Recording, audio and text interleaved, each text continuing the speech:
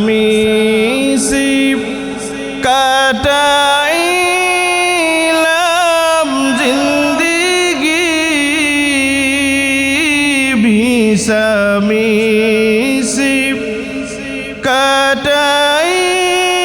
কাটাইলাম জিন্দিগি সময় থাকতে না করিলাম বন্দিগি আদরা প্রিয়া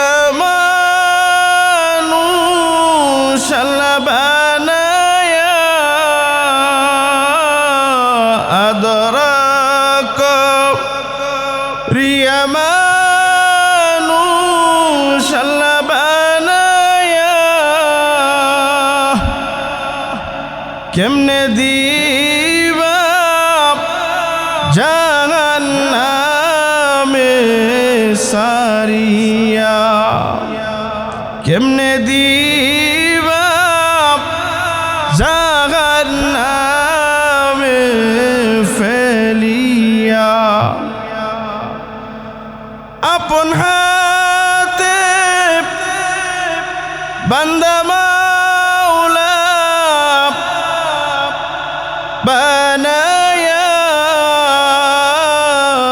আপন হাতে বান্দা মাওলা বানায়া কেমনে দিবা জাহান্নামে ফেলিয়া তুমি যদি মাফ না করো বান্দারে বলো তোমার বান্দা যাবে কার কাছে সকলের দরজা হইতে ফিরিয়া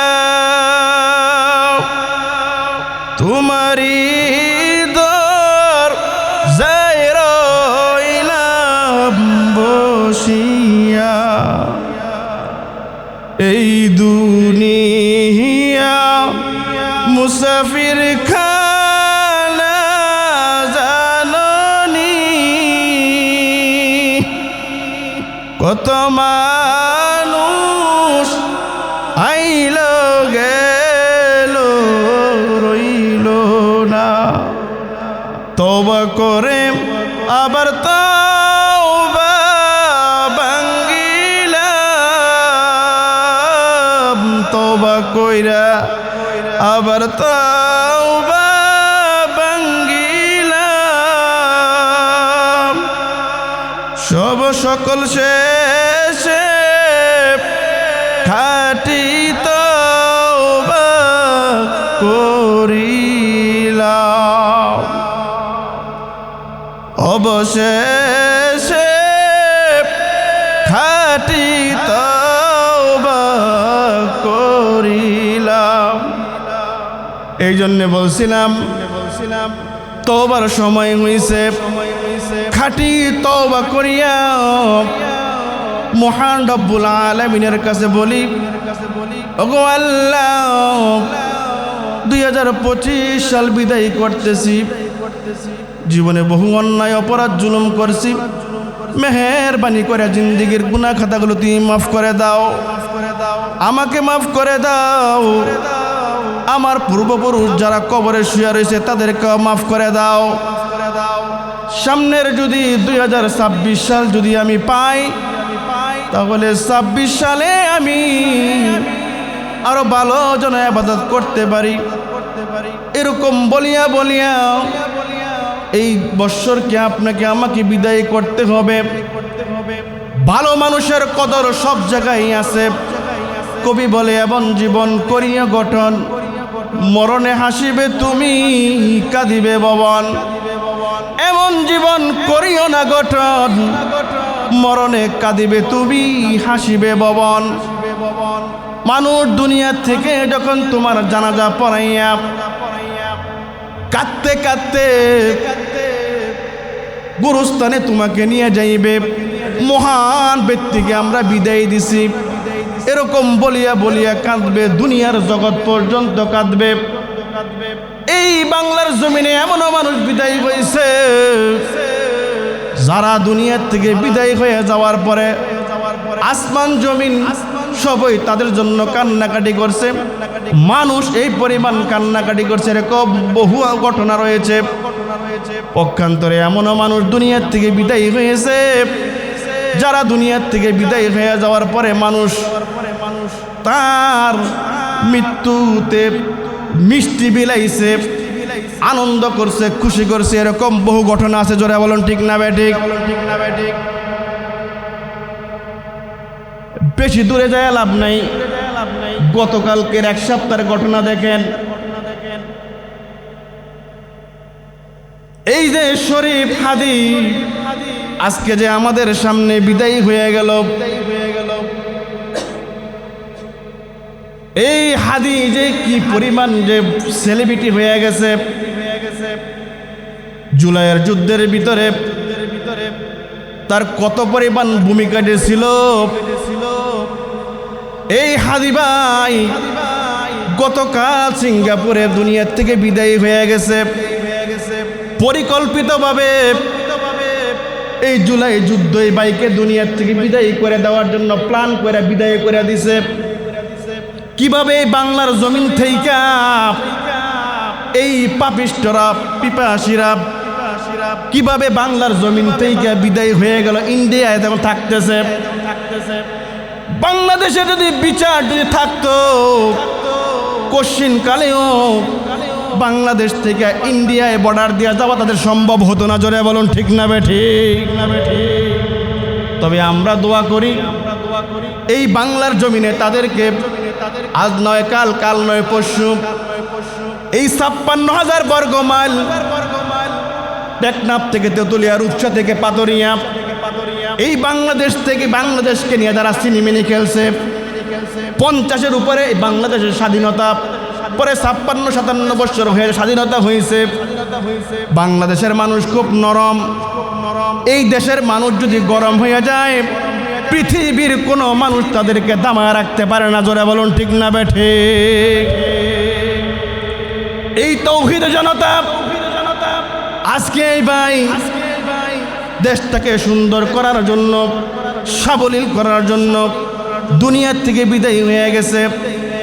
ইসলাম ও মুসলিম এবং সকলেই তাকে যেইভাবে সম্মাননা দিতেছে, এরকমভাবে আমি আপনিও যদি এরকম যদি আপনার আমার যদি আমল নামা যদি ভালো হয়, মানুষকে দেখে কানতে কানতে কবরস্থানে যাইবে, জানাজা পড়ার জন্য যাইবে। আগামী শনিবার মানিক মিয়া এভিনিউতের তার জানাজার এলান করা হয়েছে। দেখবেন মানুষের ঢল নামবে আর মানুষ এই জাতি বলবে এই বাংলাদেশ থেকে মহান একজন ব্যক্তি আমরা বিদায়ী করে দিলাম। জোরে বলুন ঠিক না বেঠিক? এই জন্যে বলতেছিলাম বিশেষ করে যুবক ভাইদেরকে বলবো, আসুন আমরা নিজেকে একটু হিসাব কিতাব করি। দুনিয়ার থেকে আজ নয় কাল, কাল নয় পরশু আমরা বিদায়ী হয়ে যাব। 16 ডিসেম্বর আমরা লাল সবুজের একটা পতাকা পাইছি। 30 লক্ষ শহীদের বিনিময়ে লাল সবুজের পতাকা আমরা পাইছি। 30 লক্ষ শহীদের বিনিময়ে 2 লক্ষ নারীর দর্শিতার মাধ্যমে দীর্ঘ 9 মাস রক্তক্ষয়ী যুদ্ধের মাধ্যমে এই লাল সবুজের পতাকা আমরা বাংলাদেশকে স্বাধীন করেছি। জোরে বলুন ঠিক না বেঠিক? এই বাংলাদেশের সার্বভৌমত্ব রক্ষা করা আপনার আমার জন্য, সকলের জন্য দায়িত্ব। কিন্তু যারা দুনিয়ার থেকে বিদায়ী হয়ে গেছে এদের জন্য আমরা গান করে, হাসি তামাশা করে, ডেকসিট বাজাইয়া, হই হাল্লার করে তাদের জন্য কোনো উপকার আসবে না। ওদের জন্য আমাদের দোয়া করতে হবে। কিভাবে দোয়া করতে হবে? আল্লাহ কোরআন শরীফে বলছেন, ইযা জাআ নাসরুল্লাহি ওয়াল ফাত ওয়া রাআইতান নাস سيدخلون في دين الله أفواجا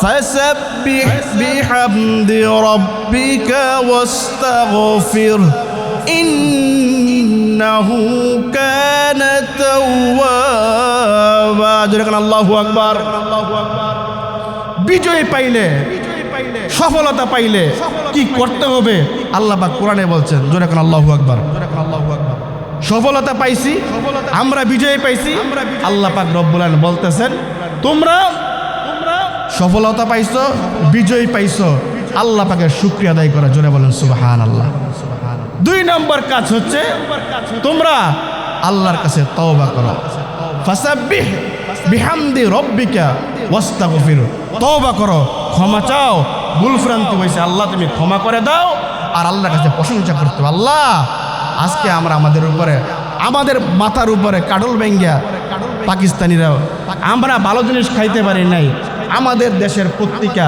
ইন্ডিয়া এই চট্টগ্রামের পত্রিকা এখান থেকে বানাইছে পাকিস্তান থেকে সিল মেরাইন না এই বাংলাদেশে বিক্রি করছে 1 টাকার পত্রিকা 2 টাকায় না বিক্রি করছে জোরে বলুন ঠিক না বে ঠিক এই দেশের ভালো ভালো চাল পাকিস্তানওয়ালারা খাইছে আর আমাদের দেশের মানুষ নিজেরা তৈরি করছে ভালোটা খাইতে পারে নাই পচা মোটা চাল এই বাংলার জমিনের মানুষ খাইছে জোরে বলুন ঠিক না বে ঠিক কিন্তু এই বাংলার মানুষ তারা রুখে দাঁড়াইতে পারে প্রতিবাদ করতে দাঁড়াইতে পারে জোরে বলুন ঠিক না বে ঠিক যেই হোক যেই দলই হোক এটা বাংলাদেশ ইতিহাস আগে আমরা দেখছি এই 5 বছর করছে ভুল করছে আবার আরেক 5 বছর এসে আরেক দল এসে বসছে এখন আর 5 বছর না বহুত চেষ্টা করছে থাকানোর জন্য 15 বছর পরে এমন অবস্থা হয়েছে কেউ উঠতে না জিগায় দল বল চারটি সব লইয়া দেশ বিদেশে যায় তারা আরামে এসে জীবনযাপন করতেছে জোরে বলুন ঠিক না বে ঠিক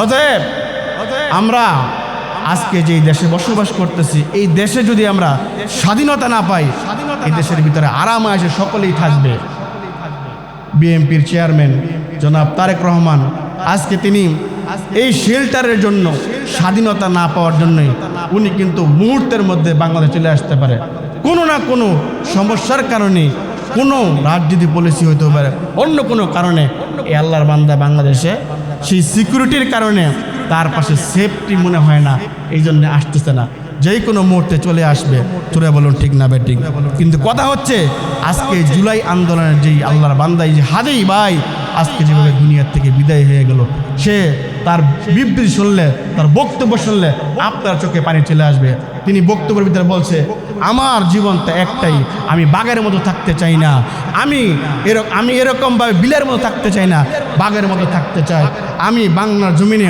অমর হয়ে থাকতে চাই এই ৫৬,০০০ বর্গ মাইল আমি আমার শরীরে তাজা রক্ত দিয়ে এই বাংলাদেশের সার্বভৌমত্ব রক্ষা করতে চাই আমার কোনো আফসোস নেই তবে আমার একটা সন্তান আছে এই সন্তানটা আপনার দেখে রেখেন এই বক্তব্যের ভিতরে বলা হয়েছে জোরে বলুন ঠিক না বে ঠিক জোরে বলুন ঠিক না বে ঠিক ভাইয়েরা আমার সম্মানিত মুসল্লিয়ানে কারাম আল্লাহ রসুল সাল্লাল্লাহু আলাইহি ওয়াসাল্লাম এই জন্য আসুন আমরা তওবা করি ইস্তেগফার করি ক্ষমা চাই আল্লাহর কাছে আমরা বিনয় হইয়া বিগত বছরের জন্য আমরা ক্ষমা চাই যে আল্লাহ এই বিগত 1 বছরে বহুত পাপ করছি অন্যায় করছি আল্লাহ তুমি আমাদেরকে ক্ষমা করে দাও সামনের জীবনটা কেউ সুন্দর চালাইতে পারি এই জন্য আল্লাহর কাছে আমার দোয়া করতে হবে কি করতে হবে দোয়ার তাসির আছে কিনা দোয়ার একটা পাওয়ার আছে কিনা দোয়ার পাওয়ার মারাত্মক পাওয়ার আল্লাহ রসুল সাল্লাল্লাহু আলাইহি ওয়াসাল্লাম বুখারী শরীফের এক হাদিসের ভিতরে আল্লাহ রসুল ইরশাদ করেন বুখারী শরীফে হাদিসটা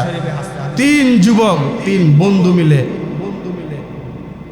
পাহাড়ে ঘোরাফেরা করতেছে হঠাৎ করে এমন সময় তুফান শুরু হয়ে গেছে এমন ঝড় তুফানের শুনে করে কোথায় যাবে কোনো বাড়িঘর কিচ্ছুই দেখা যায় না কোন জায়গায় যাবে একটা গুহার ভিতরে যাইয়া তারা প্রবেশ করছে 3 বন্ধু 3 দোস্ত যখন গুহার ভিতরে যখন প্রবেশ করছে আল্লাহর কি মর্জি দূরের থেকে কোনো এক জায়গা থেকে বিশাল বড় এক পাথর আইয়া এই গুহার উপরে আইসা ডাকনার মতন পাথর আইসা ডুইকা পুরোটি বন্ধ হয়ে গেছে তিন যুবক চিন্তা ভাবনা করলো এখন কি করা যায় আমরা তো 10-15 মিনিট পরে আমাদের অক্সিজেন নাই আমরা মারা যাবো বাঁচবো না আমরা কি করা এখন তারা তিন যুবক যখন দেখতেছে আর তাদেরকে বাঁচানোর মতন ক্যাপাসিটি নেই, এখান থেকে বাইর হওয়ার মতন ক্যাপাসিটি নেই, তিন বন্ধু মিলে বহুত চেষ্টা করছে।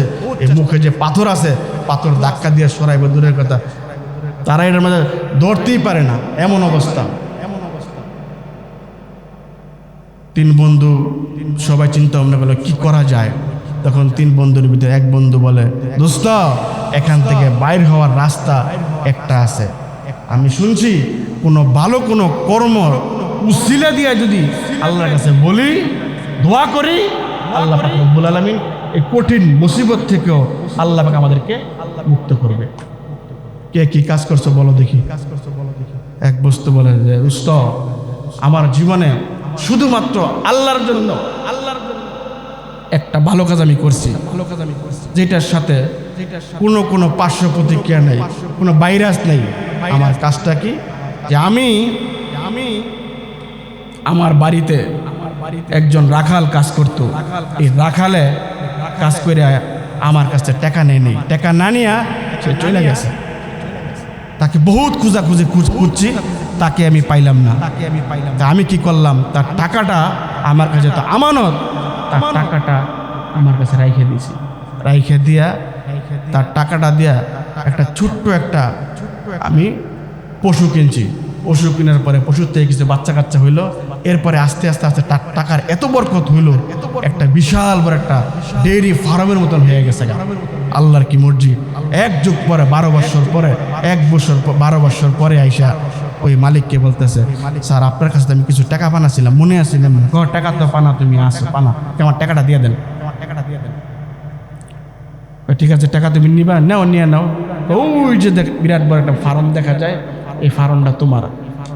রাখাল বেড়ায় একবার ফার্মের দিকে চায় আর তার মালিকের দিকে চাকায়, স্যার আপনি দিবেন না না করতে পারেন, কিন্তু আমার মস্কারি করতেছেন, আপনি আমার ফার্ম দেখাইতেছেন। কয় না, আমি তোমার আমানতের খেয়ানত করি নাই।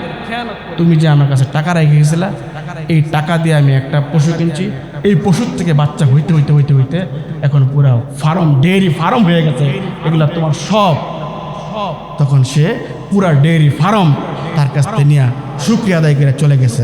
তখন বলতেছে, আল্লাহ আমি জীবনে জানি না কোন কাজ, কোন আমল কবুল হয়েছে আর কোনটা হয় না জানি না, এই আমলের উসিলায়, এই কাজটার উসিলায় আল্লাহ তুমি আমাদেরকে এই গুহার ভিতর থেকে বের হওয়ার ব্যবস্থা করে দাও। বলার সাথে সাথেই 3 ভাগের 1 ভাগের এই গুহার মুখের যে পাথর, 3 ভাগের 1 ভাগ খুলে গেছে। জোরে কন্যা সুবহানাল্লাহ। বের হওয়ার কোনো ব্যবস্থা নেই। আরেক দোস্ত এসে বলতেছে, আমিও একটা ভালো কাজ করছি। তুমি আবার কি কাজ করছো? আমিও একটা এমন কাজ করছি যেই কাজটা, আমার একটা চাস্তো বোনা ছিল, বোনটা খুব সুন্দরী ছিল। এই চাস্তো বোনের উপরে আমি আসক্ত ছিলাম। বোন আমার চাইছে বিভিন্ন, তার সাথে আমি অবৈধভাবে মিলামিশা করার জন্য। বোন আমাকে প্রস্তাব দিছে, যদি তুমি 100 দিনার আমাকে দিতে পারো তাহলে তুমি আমার সাথে তোমার মনের খায়েশ পূরণ করতে পারো। এমন সময় সে টাকা পয়সা রোজগার কইরা জমায়া তার বোনের চাস্তো বোনের কাছে 100 দিনার দিল। দেওয়ার পরে নির্দিষ্ট জায়গায় যায় তারা যখন মিলামিশা করবে, এমন সময় যখন তার উপর, তার বোনের উপর যখন আঘাত করবে, এমন সময় তার ভাইকে বলে, ভাই তোমাকেও সৃষ্টি করছে যে আল্লাহ, আমাকেও সৃষ্টি করছে সে আল্লাহ, তুমি আল্লাহকে ভয় করো, ইত্তাকিল্লাহ। বলার সাথে সাথে তার অন্তরে কাঁপন সৃষ্টি হয়ে গেছে। আল্লাহ, এই পৃথিবীর ভিতরে আমি যে অন্যায় অপরাধ করার জন্য প্রস্তুতি নিতেছি, পৃথিবীর কেউ না জানলো, তুমি তো দেখতেছো। এই ভয়ে সে চিৎকার মারা সে অন্দর মহল থেকে চলে আসছে। চলে কন্যা সুবহানাল্লাহ বলতেছে যে আল্লাহ, এই কাজটা যদি তোমার কাছে ভালো হয়ে থাকে তাহলে এই বিপদ থেকে তুমি আমাকে মুক্তি দাও। বলার সাথে সাথে বাকি অর্ধেকের থেকে আরো 1 অংশ পাথরের মুখ খুলে গেছে। জোরে কোন সুবহানাল্লাহ। ভিতর থেকে পাও বাড়ি করলে পেট বাড়ে না, পেট বাড়ি করলে মাথা বাড়ে না, এখন বের হওয়ার মতো ব্যবস্থা নেই। তৃতীয় আরেক দোস্ত, আমিও তো একটা ভালো কাজ করছি আল্লাহর কাছে, এই দোহাই দিয়া আমি যদি আল্লাহর কাছে পার হইতে পারি কিনা। তখন সেও বলতেছে যে আমিও তো আল্লাহর কাছে একটা ভালো কাজ করছি। তখন সে যখন আল্লাহর কাছে বললো যে আল্লাহ, আমিও একটা ভালো কাজ করছি। সে তৃতীয় নম্বর সে ভালো কাজ করে দোহাই দিয়ে আল্লাহর কাছে বলল যে আল্লাহ আমিও একটা ভালো কাজ করছি। লম্বা ঘটনা। তখন সে বলল, তখন তারটা বলার পরেও পুরা পাথরটা খুলে যায়। জোরে কন্যা সুবহানাল্লাহ। এই জন্যে দোয়ার মাধ্যমে আল্লাহর কাছে আপনি যা দোয়া করবেন আল্লাহ পাক দোয়া কবুল করে নেবেন। জোরে কন সুবহানাল্লাহ। দোয়া কবুল করার পদ্ধতি তিনটা। এক নম্বর, যখন আমরা দোয়া করব আল্লাহ বলেন তোকে আমি সাথে সাথে দিয়ে দিলাম। 2 নম্বরে দোয়া কবুল হওয়ার সিস্টেম হচ্ছে আল্লাহ বলেন তুই আমার কাছে চাইছস, ঠিক আছে, আমি সময় মতন তোকে আমি দিব। 3 নম্বর দোয়া কবুল হওয়ার পদ্ধতি হচ্ছে ঠিক আছে তুই চাইছস, দুনিয়াতে দিলাম না, ইয়াউমে মাহশারে কাল কিয়ামতের মাঠে বাপ থাকবে, বাপে পরিচয় দিবে না, মা থাকবে, মা তোকে সন্তান হিসেবে পরিচয় দিবে না, তোর সন্তান থাকবে, সন্তানরা পরিচয় দিবে না। কাল কিয়ামতের মাঠে তোর বিবি থাকবে, বিবি তোরটা পাইয়া অনেক আরামায়েশ করছে, বিবি তোমাকে স্বামী হিসেবে পরিচয় দিবে না, আত্মীয় স্বজন কেউ তোমাকে পরিচয় দেবে না। সেই ইয়াউমে মাহশারে কাল কিয়ামতের মাঠে আমি আল্লাহ রাব্বুল আলামিন ওই তুমি যে দোয়া করছো এই দোয়ার বদৌলতে তোমাকে আমি জাহান্নাম থেকে জান্নাতে পৌঁছে দেব। অতএব আমরা দোয়া যখন করব এখনই হইতেইব, হলো না কি এর লেগা এরকম আমরা আফসোস করব না। জোরে বলুন ঠিক না বেঠিক? এই জন্য বলছিলাম আমি যে আয়াতে কারিমা তেলাওয়াত করছি আল্লাহ রাব্বুল আলামিন এই কথাগুলোই সুন্দর করে আয়াতের ভিতরে বলছে, এই দুনিয়ার মানুষেরা রে, তুমি যখন যদি অন্যায় অপরাধ করে থেকে থাকো আমি আল্লাহর কাছে ক্ষমা চাও, আমি আল্লাহ তোমাকে মাফ করে দিব। আমি রহমান, আমি রহিম, আমি সাত্তার, আমি গাফফার। মুসলিম শরীফের এক হাদিস, আল্লাহর নবী বিশ্ব নবী রাহমাতুল লিল আলামিনের কাছে আয়েশা এক সাহাবী মুআজ ইবনে মালিক আনসারী রাদিয়াল্লাহু তাআলা আনহু সাহাবীর নাম, নবীজির কাছে বলে ইয়া রাসূলুল্লাহ, ইয়া হাবিবাল্লাহ, আমি জিনা করেছি, অন্যায় করেছি, আমার বিচার করুন। আল্লাহর নবী ডান দিকে মুখ ফিরিয়ে নিলেন। সাহাবী ডান দিকে আয়েশা বলে ইয়া রাসূলুল্লাহ, আমি জিনার মতো অন্যায় অপরাধ করেছি, আমাকে বিচার করুন। আল্লাহর নবী বাম দিকে মুখ ফিরিয়ে নিলেন। বাম দিকে আয়েশা বলতেছে নবীজি, সাহাবী আয়েশা বাম দিকে বলতেছে, নবী পিছনের দিকে মুখ ফিরিয়ে নিলেন। ওই সাহাবী পিছনের দিকে আয়েশা মুখ ফিরাইয়া, ওই সাহাবী পিছনের দিকে আয়েশা বলতেছে ইয়া রাসূলুল্লাহ, ইয়া হাবিবাল্লাহ, আমি অন্যায় অপরাধ জুলুম করেছি, মেহেরবানি করে আমার বিচার করুন। আল্লাহর নবী বিশ্ব নবী রাহমাতুল লিল আলামিন কিছুই বলেন না। সাহাবীদেরকে বলল, সাহাবীরা রে তদন্ত করো, এই সাহাবী কোন জায়গায় অন্যায় অপরাধ করেছে, আসলে কোন মহিলার সাথে জিনা করেছে, খোঁজখবর নিয়ে দেখো। সাহাবীরা খোঁজখবর নিয়ে দেখলো ঠিকই এই সাহাবী কোনো এক জৈনিক কোনো মহিলার সাথে জিনা করেছে। ওই মহিলা যখন জিনা করেছে আল্লাহর নবী বিশ্ব নবী রাহমাতুল লিল আলামিন বলল তোমার বিচার করা হবে অমুক দিন অমুক জায়গায়। সৌদি আরবে এই আইনটা আছে, জিনা করলে নাভি পর্যন্ত মাটিতে পুইতা পাথর মাইরা নিঃস্ব করে দেওয়া হয়। ওই সাহাবীকে বলল তোমরা অমুক জায়গায় তাকে এরকম ভাবে নাভি পর্যন্ত মাটিতে পুইতা পাথর মাইরা তাকে দুনিয়ার থেকে বিদায় করে দাও। আল্লাহু আকবার, আল্লাহু আকবার। ওই সাহাবীকে যখন নাকি এরকম ভাবে পাথর মারতেছে, পাশে এক সাহাবী দাঁড়ানো আছে। ওই সাহাবীর শরীরে ওই সাহাবীর পাথর যখন মারলো, মাথার থেকে ফিনকি দিয়া রক্ত ওই সাহাবীর শরীরে চলে আসলো। সাহাবী বিরক্ত হয়ে গেল, এই নাফরমানের রক্ত আমার শরীরে লেগে গেল, এই নাফরমানের রক্ত, সে একটা পাপিষ্ট, সে একটা খারাপ। আল্লাহর নবী বিশ্ব নবী রাহমাতুল লিল আলামিন ওই সাহাবীকে বলল, সাহাবী রে কার ব্যাপারে তুমি কি বলতেছ? আমি জানি এই সাহাবী নিজের অন্যায়ের জন্য, অপরাধের জন্য আল্লাহর কাছে স্যালেন্ডার করছে, নিজেকে ছোট ভাবিয়া আল্লাহর কাছে ক্ষমা চাইছে, আল্লাহর কাছে বিনয় হইয়া তার গুনার জন্য আল্লাহর কাছে ক্ষমা চাইছে। তার তওবা আল্লাহ পাক রব্বুল আলামিন এমন কবুল করছেন, তার তওবার অংশ যদি তামাম পৃথিবীর মানুষের উপরে যদি বিলাইয়া দেওয়া হয়, তামাম পৃথিবীর মানুষের সকলের গুনাহ খাতাগুলো আল্লাহ মাফ করে দেবেন। বলেন সুবহানাল্লাহ। এই পরিমাণ তওবা তার, তওবার কারণে আল্লাহ পাক রব্বুল আলামিন এমন নবীজি আমরা পাইছি, এই দয়াল নবী, প্রাণের নবী আপনাকে আমাকে সারিয়া এই মদিনায় শুইয়া উম্মতি উম্মতি বলিয়া কান্দে। এই দয়াল নবীর কথা হচ্ছে, উম্মত যখন তুমি অন্যায় করবা, অপরাধ করবা, তওবা কর। নবীজি বলেন আত্তাই মিনাল দাম্বি কামান লা দাম্বা লাহু, তওবাকারী যখন আল্লাহর কাছে ক্ষমা চায় এমনভাবে এই তওবাকারীকে মাফ করে দেওয়া হয়, সে যেন গুনাহই করলো না। জোরে কন্না সুবহানাল্লাহ। তওবা করে আবার তওবা ভাঙ্গিলাম, অবশেষে খাঁটি তওবা করিলাম, অবশেষে খাঁটি তওবা করিলাম। এই খাঁটি তওবার ফসল হলো, রেজাল্ট হলো এই জন্য